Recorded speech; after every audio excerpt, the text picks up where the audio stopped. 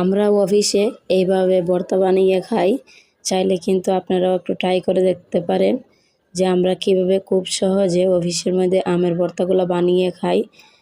সেজন্য ভিডিওটা দেখতে হবে ফুল, না দেখলে তো বুঝবেনই না যে কীভাবে আমরা অফিসের মধ্যে ঝটপট এভাবে আমের ভর্তা বানিয়ে খাই। যেহেতু বাসায় তো তেমন খাবারের সময় হয় না, যাই হোক সেজন্য তো ফুল ভিডিওটা দেখতে হবে, দেখলেই আপনারা বুঝতে পারবেন।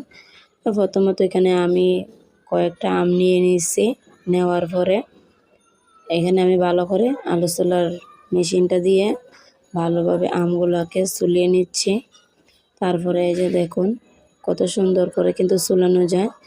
এই যে তারপর আমি আমগুলোকে ধুয়ে এনে এভাবে আলু সোলার মেশিন দিয়ে এগুলোকে আমি এরকম করে নিয়ে নিব।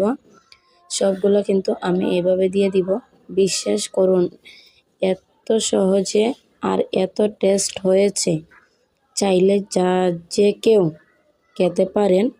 যেমন যারা আছেন যে টক খাইতে পারেন না, তারা কিন্তু খাইতে পারবেন খুব সহজেই, তেমন দাঁত টক হবে না।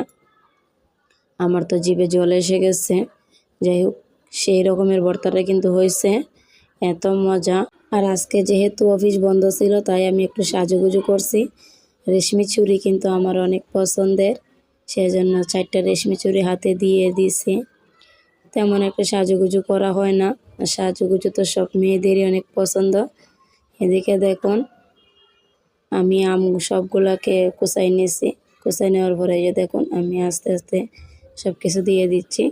জাল তেমন একটা দেই নাই, কারণ আমার মেয়ে তো ছোটো, ও খেতে পারবে না, অত তেমন একটা জাল খায় না।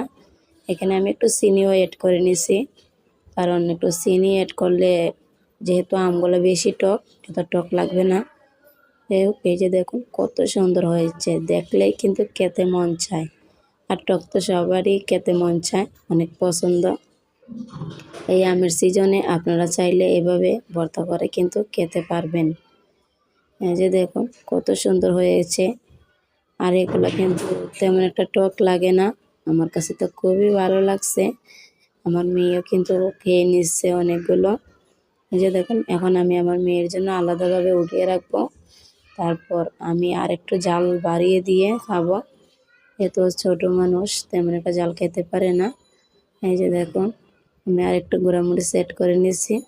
শুকনো মরিচ দিলেও কিন্তু অনেক ভালো হইতো, যাই হোক আমি শুকনো মরিচ দেই নাই, কারণ শুকনো মরিচে প্রচুর পরিমাণে পেট ব্যথা করে আমার, সেজন্য আর দেই নাই। গুঁড়ামরিচ দিয়ে করছি। খাবেন নাকি আপনারা? খেতে